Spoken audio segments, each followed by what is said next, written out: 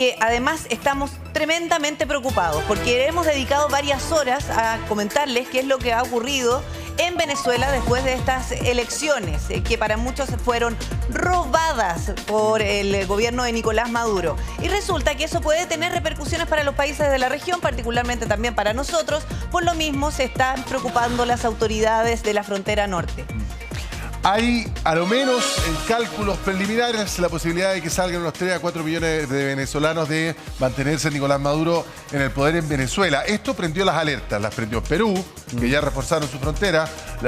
También las alertas se han prendido en otros países de la región. Sí. Y por supuesto que el gobierno chileno no pudo quedarse al margen. Ajeno. Viajó el subsecretario Manuel Monsalve precisamente para sostener reuniones para proteger la frontera norte. Rodrigo Pérez está allá. Rodrigo, buenos días. Sí, y estamos justamente a un costado de lo que yo podría decir, ¿no?, que es como la polémica zanja. Estuvimos nosotros acá hace 2 años específicamente. Y esto ha cambiado un poco. Yo te voy a mostrar lo que es la frontera, la zanja, lo que usted ha escuchado que antes se pasaba de un lado hasta el otro, sí, simplemente saltando. Esto es el límite entre Chile y Bolivia. Y lo que separa son varios metros, O sea, evidentemente hoy día se le hace mucho más dificultoso. Porque a un costado también tenemos una reja. Tú lo ves, ¿no?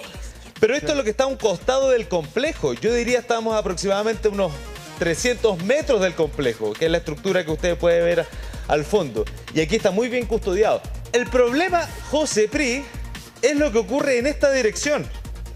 Me voy a acercar por acá, perdón. Hacia allá existen los llamados bofedales.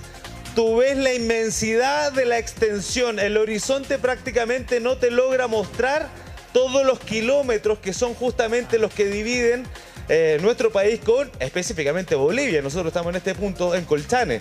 Y traspasan la barrera, esta barrera que era un bofedal, ¿no?, una barrera natural, durante la noche con incluso anoche hubo menos 5 grados. Menos 5 grados. Y uno creerá que eso es suficiente para evitar que la gente pase por pozones de hielo y agua. Claro. Pero esta mañana yo les compartí imágenes, cuando veníamos hacia Colchane, pudimos observar aproximadamente 15 personas caminando con sus bolsos rumbo a Iquique probablemente. Eso está pasando ahora, en este momento. No ha parado. Conversando justamente con los equipos militares que están aquí a un costado. Estos, José, por ejemplo, mira, que tú ves acá, son containers militares. Estos focos tratan de iluminar esta frontera y hay varios, tienen cámaras térmicas, muchos de ellos, y observan cómo de noche grupos gigantescos de personas, ¿no? Estoy hablando de 100 personas, 200 personas, comienzan a traspasar la frontera. ¿Y cómo lo hacen?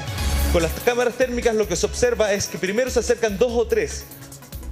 Comienzan a observar si es que hay algún tipo de seguridad. Y si es que no lo hay, comienzan a traspasar entonces de alguna manera estos bofedales. José Pri. Ya, o sea, si tú viste ayer, la imagen que estamos viendo acá abajo es la que hicieron ustedes, ¿no es cierto? Gente que está en el camino esperando a ver si alguien los lleva. Claro, la de esta mañana. ¿Esta mañana? Y eso debe ser permanente durante todo el día. Ya, y esto pasa... Ahora, hace minutos. Y esto pasa en nuestras narices, básicamente, porque es insólito. Claro. Claro, a ver, pero si ahí está... A ver, estos son los que caminan, los llamados caminantes. Pero si nosotros nos vamos a mover durante el día, además por Colchane, y les vamos a ir mostrando. Pero si nosotros vamos en dirección hacia donde están los camiones, habrán unas 15, 20 van aproximadamente que les cobran cerca de 40.000 pesos a cada uno para subirlos a la camioneta y llevarlos en van hasta Iquique. Los que ya no tienen los recursos simplemente caminan. O sea, probablemente pero, perdona, hay servicio de sobre ruedas. A ver, Rodrigo, déjame entender, ¿hay servicio de transporte para migrantes irregulares? Exacto, y eso es día y noche, José. Día y noche. Hay un servicio de transporte regular, buses piratas, que nos transportan entonces por la ruta. Lo que pasa es que uno, digamos, esto sabía que venían buses, que paraban aquí en la estación central, qué sé yo, todo el cuento, pero ya con tanto tiempo uno suponía que esta cuestión ya estaba más o menos controlada. Pero si tú me estás diciendo que ahí hay gente que está con las van estacionadas en el complejo fronterizo ofreciendo el servicio, sí. O sea, es como cerremos por fuera, entonces. Eso Eso es justamente lo que han intentado evitar de alguna manera. A ver, mira, este complejo fronterizo además ha sido modificado en su funcionamiento varias veces. Hace 6 meses esto tenía horario de cierre, 6 de la tarde. 6 de la tarde la gente comenzaba a pasar sin ningún tipo de control. Lo ampliaron 24/7 porque eso fue muy polémico. Y a pesar de eso, la gente traspasa, yo te digo, por la inmensidad del desierto a través de los bofedales. Y hay presencia policial. Tú lo ves, mira, pusieron esta reja. Esto es nuevo.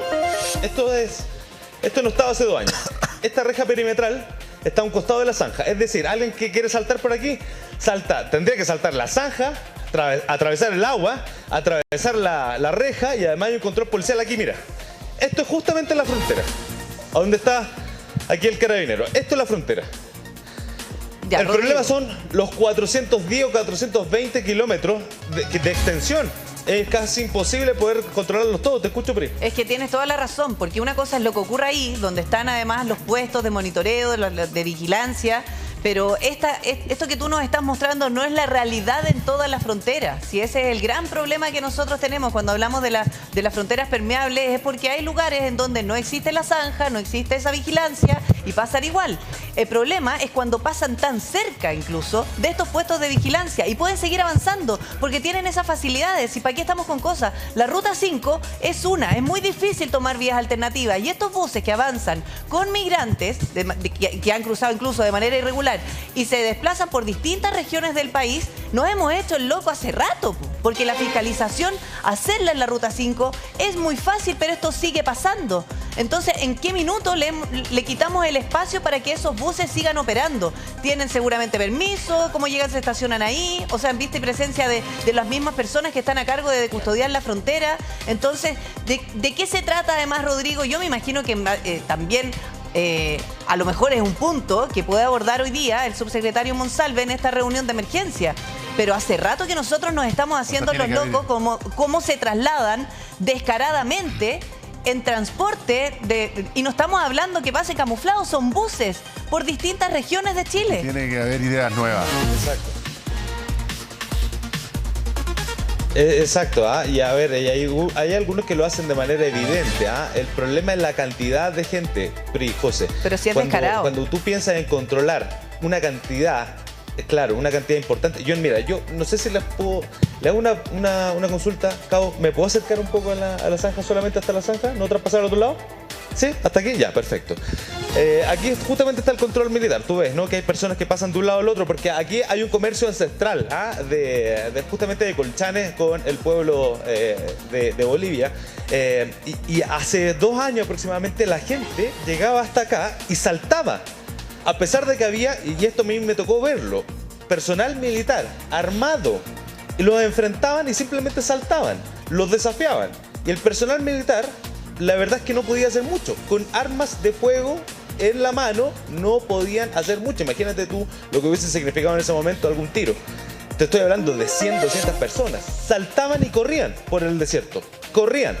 Ahí hacían dedos, bueno, ahí las pasaban las noches. Imagínate, yo me tocó ver una vez una persona que saltó la zanja y luego de 3 días me lo encontré en el desierto.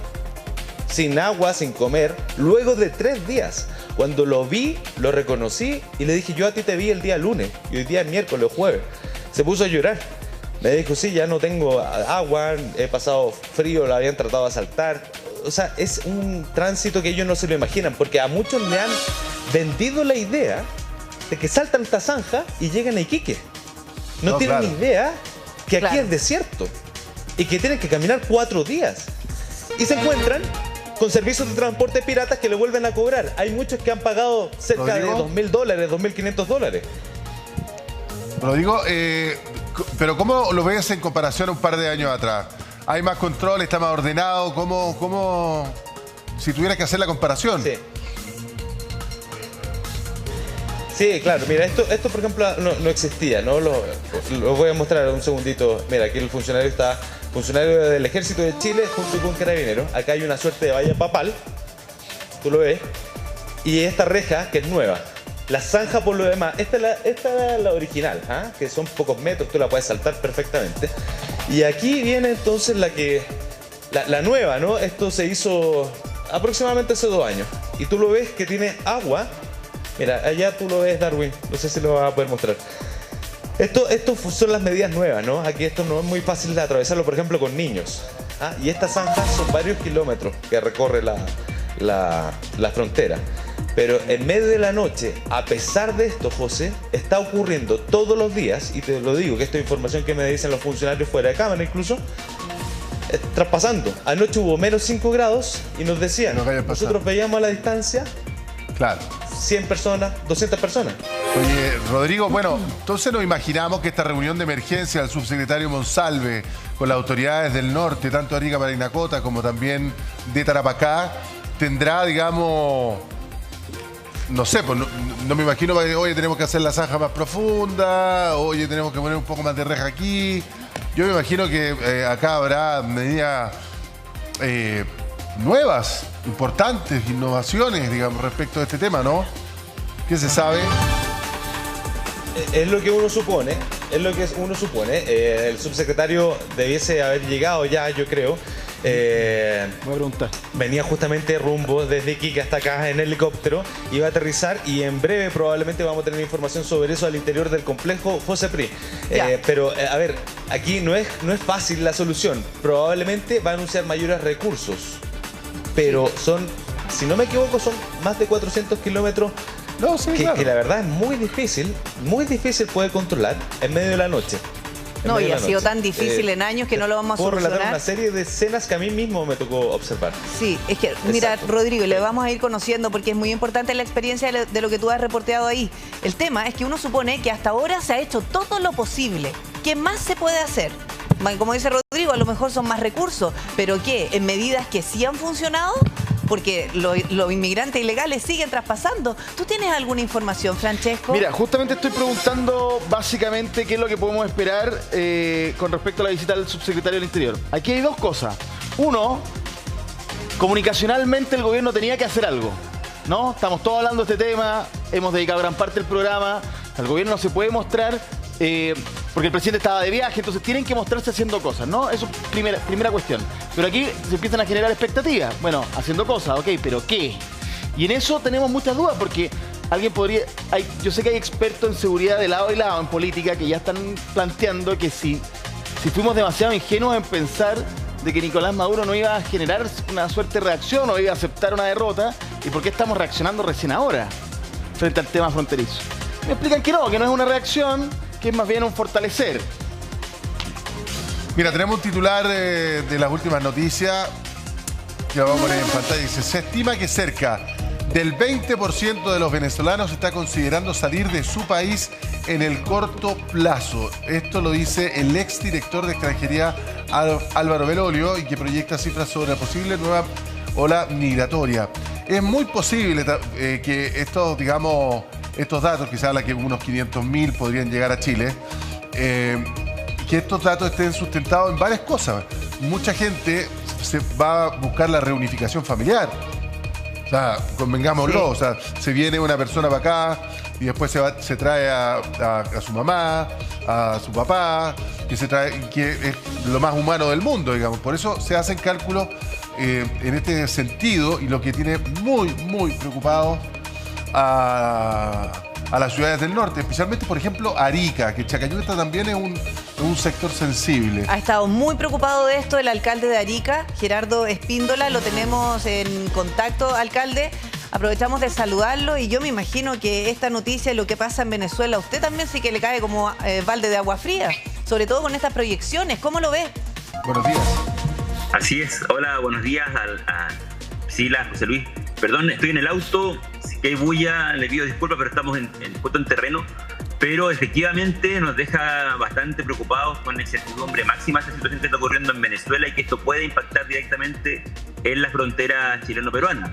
A juicio nuestro, esta crisis nunca ha finalizado, más bien se mantiene, ¿cierto?, de manera ahí bastante tensa en cada una de las fronteras. En el caso nuestro nos corresponde la frontera de Chile-Perú, que es muy distinta a la de Chile con Bolivia. Sí. No obstante, esto hace que nosotros estemos acá con una preocupación permanente. Solo para algunos datos que ustedes tengan, desde que se implementó la ley de infraestructura crítica en Arica con el ejército, van más de 18.000 personas que han intentado ingresar a nuestro país y que se le han impedido el tránsito. A eso hay que sumar todo un número negro, desconocido, de aquellas personas que ingresan por otros pasos no habilitados, donde siempre hay espacios que son ciegos, ¿no? Donde es imposible que esté todo. Estaba mirando recién lo que pasa en Colchane, muy parecido. Las fronteras son planicies, es desierto, siempre hay, y además los coyotes, los traficantes de personas, estudian y van viendo por dónde después pasan a las personas a nuestro país. Claro, pues inescrupulosos que lucran con esa necesidad.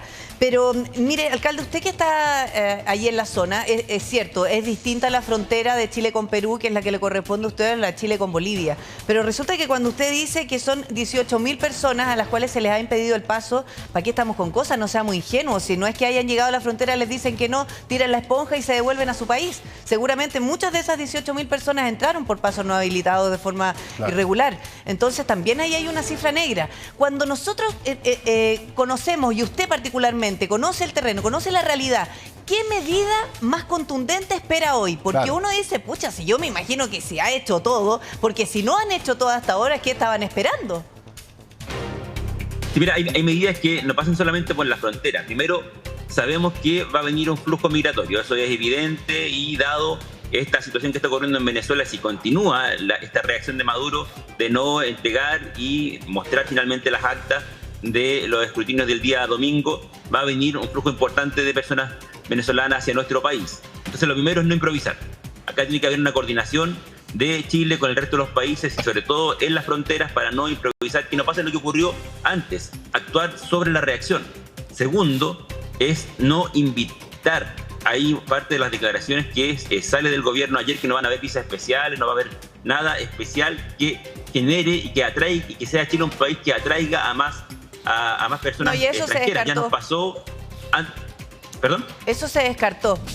No deberíamos volver a cometer el mismo error.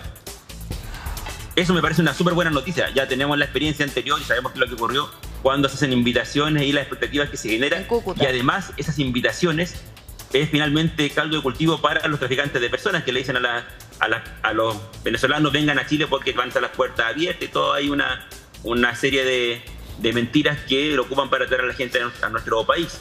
Lo tercero que creo que es importante es escuchar a quienes estamos en la frontera.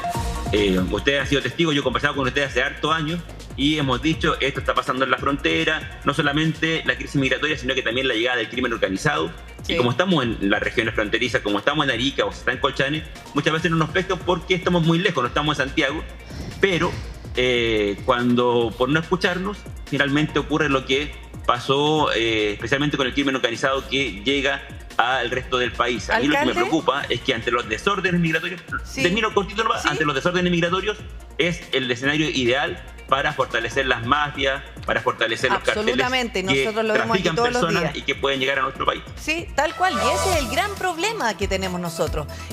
Alcalde, una de los planteamientos que usted hace es que ojalá esto lo veamos como región en conversación con los otros países, pero las relaciones con Bolivia han sido bien complejas. De hecho, no se pueden devolver personas que no sean de nacionalidad boliviana por Bolivia, considerando que ingresan precisamente por ese territorio. ¿Y por qué se lo plantea usted? Porque más allá de que usted no tenga esa frontera con Bolivia, quienes ingresan por esa zona llegan a Arica, llegan igual a su ciudad.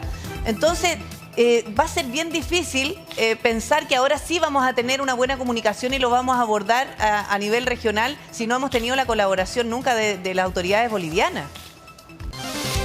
Totalmente de acuerdo, totalmente de acuerdo. Acá es clave cómo tú te coordinas con los otros países. Por lo menos con Perú tenemos una relación diplomática que ha permitido establecer ciertos rangos de acción para poder tener un mayor control en la frontera, que no es infranqueable. La frontera chileno-peruana sigue siendo permeable, sigue entrando gente por espacios que no observamos, siguen ocupando métodos que ocurren. Recuerden la utilización de niños para poder ingresar a nuestro país, por eso que está también la Fiscalía en ese espacio. Pero la relación con Bolivia, mira, por lo menos en este año, durante estos últimos años, algo se ha avanzado, pero ahí lo importante es qué pasa con Bolivia, si Bolivia va a seguir siendo ese corredor de personas que ingresan a nuestro país o va a tomar un rol mucho más activo de fortalecer especialmente la frontera boliviana-peruana por Desaguadero, que es parte del tránsito donde ingresan estas personas.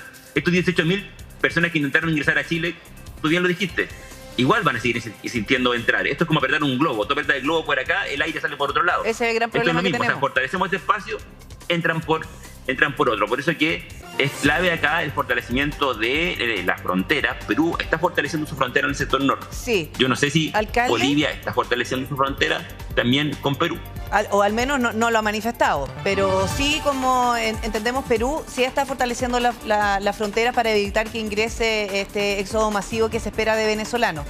¿Qué es lo que dice la gente? ¿Qué percepción tienen ustedes? Porque yo me imagino que siguen muy pendientes la noticia de lo que ocurre en Venezuela y sobre todo con la proyección de que esos más de 2 millones de venezolanos, o el 20% en realidad, es el 20% de venezolanos que se estima que podrían salir del país y al menos en un año podríamos tener aquí entre 400 y 500 mil.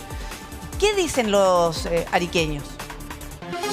Mira, primero que todo se generó una situación como de desesperanza, ¿no? Como de angustia de ver lo que está pasando en Venezuela, de esta incertidumbre, de no mostrar los resultados como corresponde, como uno esperaría de cualquier democracia, y ahí te das cuenta que en el fondo no está ocurriendo eso, no hay una democracia que se esté viviendo en Venezuela. Y por tanto, lo que yo he conversado con los vecinos, lo que hemos estado, me han planteado es qué va a pasar ahora. Y lo que nosotros sabemos es que Arica no resiste, no va a resistir nuevamente una nueva ola migratoria como la que tuvimos en su momento. Quizá el momento más fuerte en nuestra ciudad fue durante la pandemia, cuando Perú finaliza sus cuarentenas y ahí tuvimos una fuerte ola migratoria. Nuestras playas, nuestros parques, nuestras plazas estaban tomadas y colapsadas, la ciudad estaba al borde de un colapso. Y eso genera también un agotamiento en la ciudad, en los recursos públicos, en la infraestructura pública. Y hay me preguntan qué es lo que hay hoy día, hay un temor y hay una necesidad urgente de que se tomen medidas ya.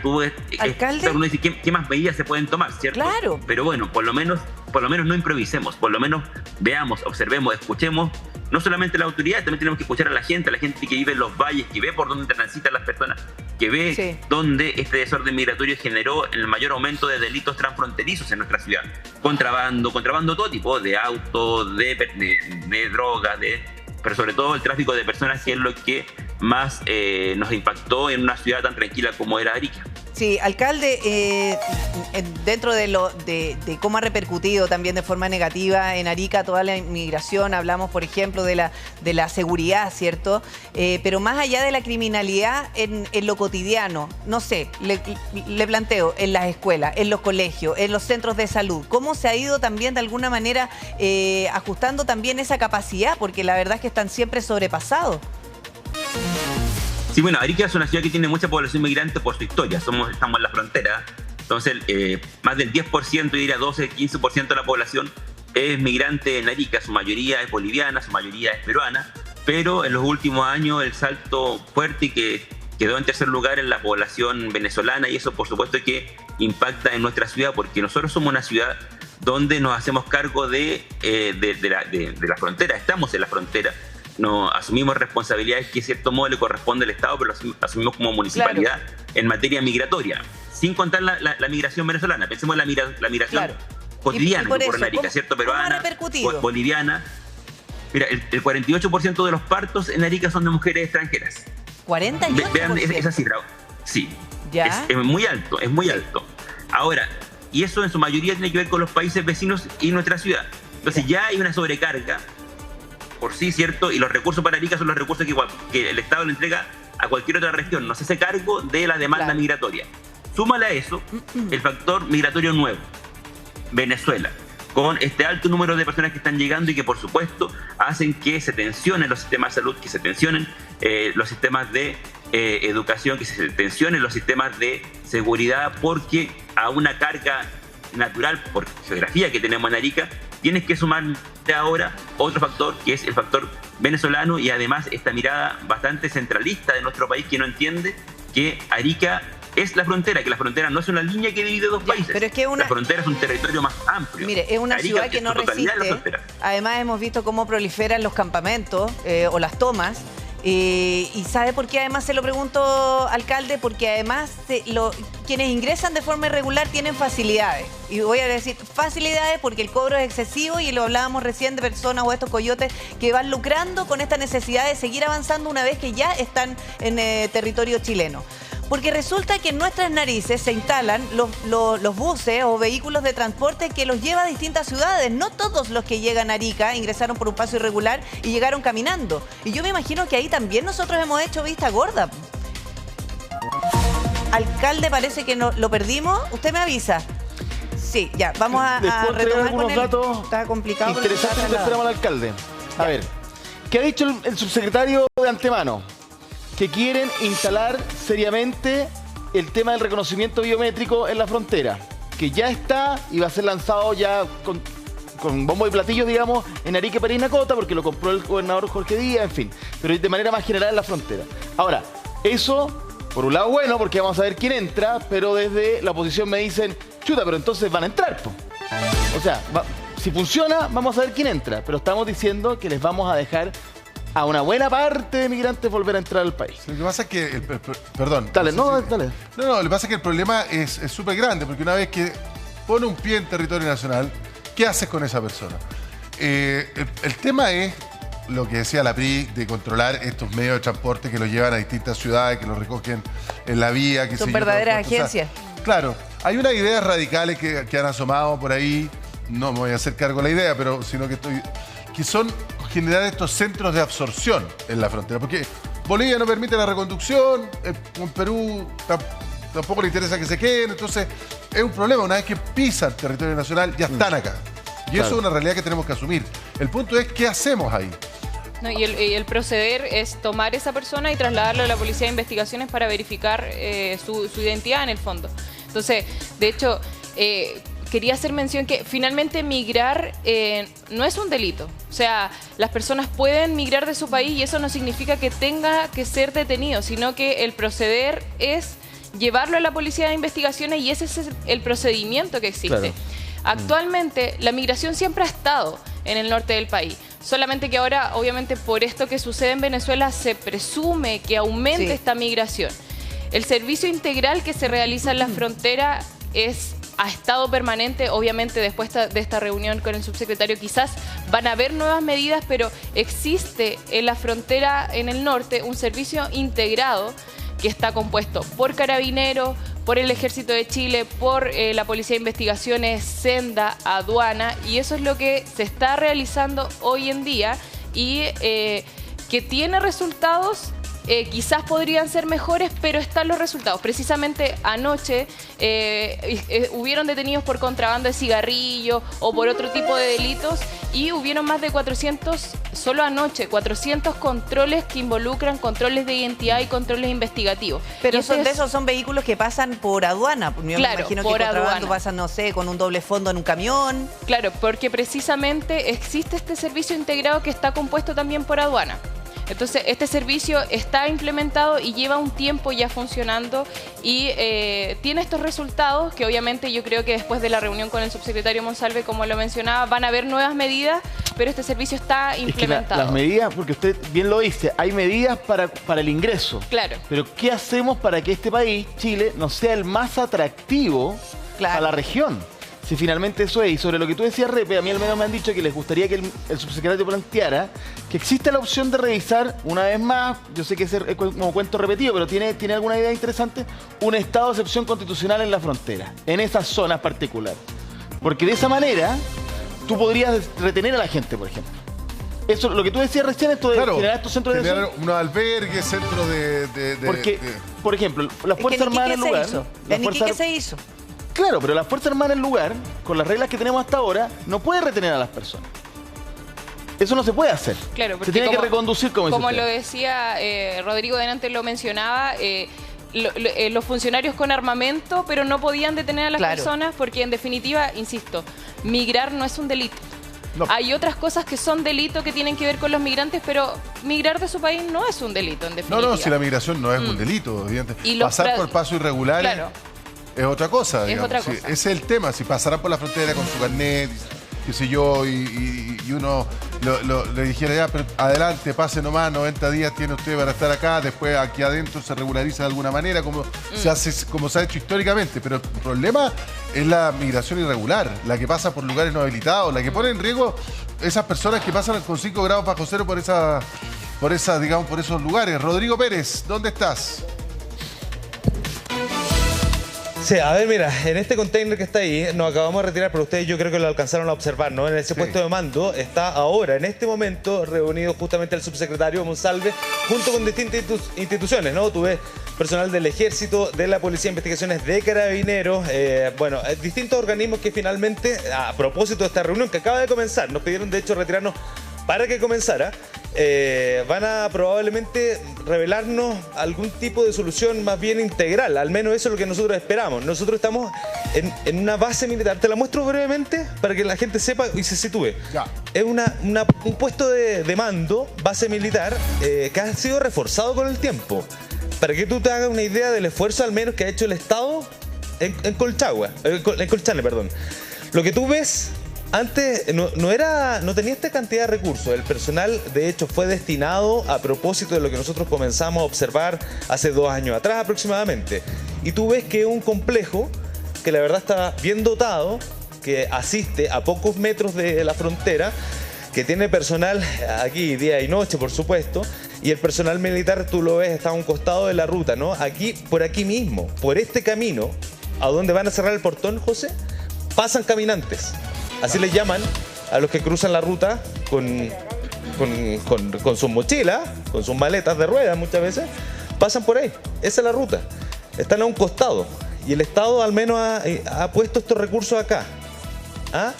Esto a propósito de lo que comenzamos nosotros a visibilizar hace 2 años atrás, 3 años atrás aproximadamente, José. Sí. Vemos que ha ido creciendo, digamos, el tema del control, sobre todo para albergar a la cantidad de funcionarios que están custodiando la frontera, pero el problema sigue existiendo, digamos. El problema, y yo me quedo con lo que dice Francesco, el desincentivo. ¿Cómo desincentivamos a que la gente diga, me voy para Chile? Porque al final, como también muy bien decía usted, teniente, la migración no es un delito en sí mismo, y la gente quiere arrancar de Venezuela, que ya sabemos el régimen como es. Entonces, evidentemente, el desafío es generar los desincentivos, y en el momento en que una persona igual se incentive a venir, digamos, sepamos quién es. Al menos. Ahora, Rodrigo, y la experiencia que tú tienes en eso también nos puede ayudar, ¿sí? Porque resulta que en esos desincentivos también parte de lo que estamos comentando son las facilidades que tienen aquí para trasladarse en Chile. Porque seguramente una persona que quiere emigrar y llegar a Chile, le dicen, no, mira, tú llegas a la frontera, ahí tú te autodenuncias, te van a reconducir y después tú puedes avanzar y hay algunos buses que te pueden llevar a la ciudad. Y dices, entonces no está complicado pues porque no tengo que caminar por el desierto. ¿O me equivoco? Sí, exactamente. A ver, mira, bueno, nosotros hemos ido aprendiendo como Estado de los errores. Para que tú te hagas una idea, época de pandemia, que lo estaba comentando ahí justamente alguien desde el estudio. En época de pandemia, como había COVID, ¿verdad? Y había que controlarlos también respecto a las cuarentenas, el Estado ponía buses. El Estado ponía buses donde los subían después de pasar una cuarentena acá arriba. En Colchane pasaban 2 semanas, los subían a buses y los llevaban a Iquique. Había transporte pagado por el Estado. Esa información evidentemente se las traspasaban los coyotes a esta gente, ¿no? O sea, ellos lucraban y luego a este lado el Estado les ponía los buses. Eso hoy día al menos no ocurre, ¿no? Pero sí están... a ver, mira, ¿podemos salir un segundito, no? Eso era para hacerle un test. Para yo mostrarte un... Ahora, no. Me gusta. Claro, les quiero mostrar un poco el diseño de Colchane. Yo puedo salir brevemente, ¿no? Muy breve. Muchas gracias. Gracias, capitán. Muchas gracias. Mira, Colchane es una calle prácticamente. Tú vas directo para allá y allá tú vas a ver el complejo fronterizo. A un costado del complejo fronterizo está el transporte. Estas van que le ofrecen, claro, por dinero, X cantidad. Es que ese es el tema. Y llevarlo entonces en esta dirección. Hacia allá. Si vamos a dejar que esas van o esas voces sigan funcionando de forma irregular y nadie hace nada, es indignante por Rodrigo. Porque así como dices tú, efectivamente los coyotes les deben decir a esta persona, no, y además hay una van, capaz que los dejen hasta en contacto o lo tengan pagado de antes, pero dejamos que eso funcione. Y eso, en lugar de desincentivar, motiva, porque ese ya no va a ser tan complicado caminar, porque con toda la cantidad de personas que ingresan, son mínimos los que avanzan porque seguramente no tienen plata para pagar eso, que debe ser carísimo, porque son además unos usureros y tienen obligatoriamente que caminar por el desierto. Exactamente, y para que tú te hagas la idea además, no son escenas de hace 2 años, de hace 6 meses. Las imágenes que les compartimos son de esta mañana, sí, donde vimos personas, de hecho vimos una mujer con una guagua que había pasado la noche probablemente con estos menos 5 grados que hubo anoche, caminando por el desierto. Caminando en medio del desierto, la observamos, una mujer y un niño pequeño, una guagua. Terrible. Menos 5 grados. Sí, es terrible. Ahora, Rodrigo, cuando nosotros aquí nos plantea Francesco que existe la posibilidad, o uno presume, que podríamos tener estas cámaras de reconocimiento biométrico ahí en la zona, mira, y uno dice, ya, es algo, al menos vamos a saber que quien ingresa no es otro Larry Changa. Porque resulta que hasta Larry Changa ingresó. Hasta por ahí nomás, porque lo que realmente vamos a saber es ponerle nosotros un nombre. Claro. Y que quede registrado, porque papeles de Venezuela no vamos a conseguir. Claro. Nos falta esa información. Lo que se hace hasta ahora es que, por ejemplo, un grupo es detectado. Yo estoy por el costado de la base militar, para que se hagan la idea. ¿Ah? Un grupo es detectado en la noche, allá, un grupo de 100 personas. Llega, la policía lo encuentra. Lo que se hace es sacarle las huellas digitales y se envía esto a Interpol para ver entonces, hacer el match con la identidad que ellos puedan tener.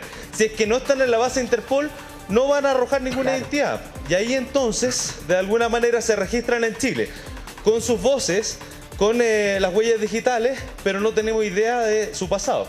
Claro. Mira la inmensidad, yo por eso me quería venir. Imagínate cómo es eso de noche.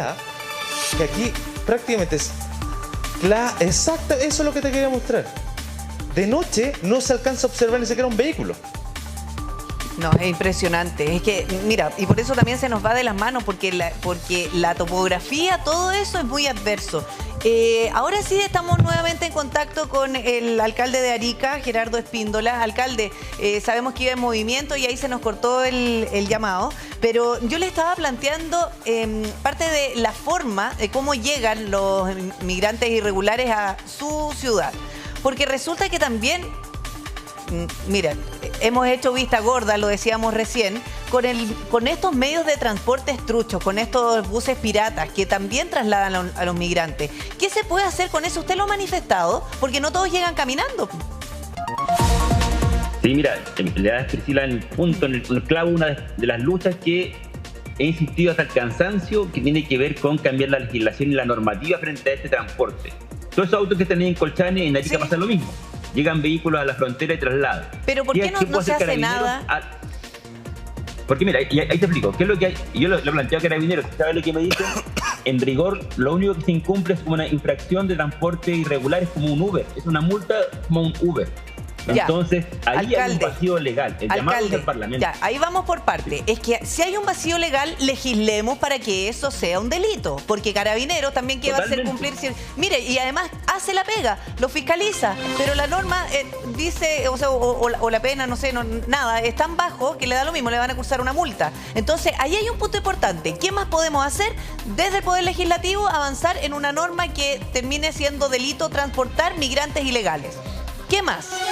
Eso es lo primero. O sea, lo más urgente es que sea un delito. Cualquier tipo de transporte desde las fronteras hasta las ciudades tiene que ser un delito. Tiene que ser un delito por donde tú lo mires, porque se entiende que eso es parte de una cadena, de una red de traficantes de personas. Claro. Que no es solamente el emprendedor que quiso levantarse un par de lucas, sino que están conectados con el que deja en la frontera peruana o en la frontera boliviana, se contactan, los traen para acá. Miren en las redes sociales las agencias de buses. Agencias de buses que promocionan traer gente desde Venezuela hasta Chile. Incluso le dicen, acá se hace, este es el modo que hay que hacer la autodenuncia para que ustedes pasen. Entonces, son agencias de migrantes, acá, así como hablamos de las agencias de turismo, son agencias de migrantes irregulares. Y eso sí es un delito. Eso sí es un delito, porque eso se llama tráfico de personas. Y ese tráfico de personas es el que hay que perseguir. Por eso es que podemos buscar hartos mecanismos, pero vamos buscando algunas... Pero mire, pero qué interesante es lo que plantea usted, alcalde, porque ahí sí estamos hablando de un delito, y si se sorprende a un bus cuyo conductor está transportando personas ilegales, ¿es tráfico de personas entonces? ¿Podríamos apelar quizás a esa ley? También debería ser parte del sistema. Porque a lo mejor no estamos aplicando bien las leyes. La investigación sobre tráfico de personas. ¿Perdón? porque a lo mejor no estamos aplicando bien las leyes que ya tenemos. Totalmente, mira, si que hay alguien, el tráfico de personas es un delito. Las personas que están dentro de ese vehículo se pueden entender como víctimas que fueron engañadas, traídas a un país, lo que sea, pero por lo menos sabemos que hay un responsable, que es el chofer, que es el que está ayudando al chofer, y que ese chofer lo más seguro es que no está solo, sino que pertenece a una red mucho más amplia, a una empresa o a quien sea que está traficando hay alguien personas detrás con los fines que corresponden. Pero si son los mismos criminales que entraron, pues si sabemos que tienen negocio inmobiliario, sabemos el negocio del secuestro, de la extorsión, y tienen también estas agencias de traslado de inmigrantes, son los mismos. Y al final cuando hablamos de estas bandas criminales, el mismo Tren de Aragua debe tener también ahí una... Lo que pasa es que lo que tiene que entender una persona que está en la frontera esperando recoger migrantes irregulares, tiene que entender que también es parte, si es que no está realmente conectado con lo que pasa al otro lado de la frontera, al menos que sepa que en Chile se le va a considerar parte de la red. Claro. Porque, si no, la asociación ilícita. Es que hasta ahora falta. Porque resulta que cuando te subes al bus, tienes que mostrar a lo menos que entraste regular, el timbre, ¿no es cierto?, de Policía Internacional, a lo menos tu identificación. Sí. Y, bueno, muy bien, señora, adelante, pero si tú subís, cobráis, o sea, o eres parte de lo que pasa al otro lado con la red completa, o te estás haciendo el gil y además eres parte de la cadena. Todo el rato. Porque cuando llegan a Santiago los buses, nosotros lo hemos visto en vivo. Sí. Llegan llenos de migrantes sin papeles, se llevan el bus a corral y después esa empresa recuperará el bus. No es que lo pierdan. No, claro. Hay una empresa ahí. Sí, claro. Alguien está funcionando ahí. Y a mí me explican que si, por ejemplo, el Ministerio de Transporte estuviera en el lugar, al igual que las fiscalizaciones que llegan a Santiago todos los días, ¿cuáles son los papeles del vehículo? Imaginemos que existen. Pero ¿y usted tiene permiso del Seremi de Transporte para transportar personas? Olvidemos de la trata, simplemente transporte personas, porque tú tienes que tener origen y destino. Si eso no está, tú puedes requisar el vehículo. Eso no lo estamos haciendo. Sí, mira, Rodrigo, nos vamos a mantener en contacto para que nos comentes en qué avanza esta reunión. Las conclusiones son muy relevantes. Claro, con el panorama que tenemos en Venezuela. Y alcalde, nosotros también le queremos dar las gracias por el contacto, porque la verdad es que así estamos preocupados todos los chilenos con lo que va a pasar con el éxodo masivo de venezolanos después de lo que están viviendo. Y por supuesto su ciudad, que ya está saturada y sobreexigida, me imagino que está...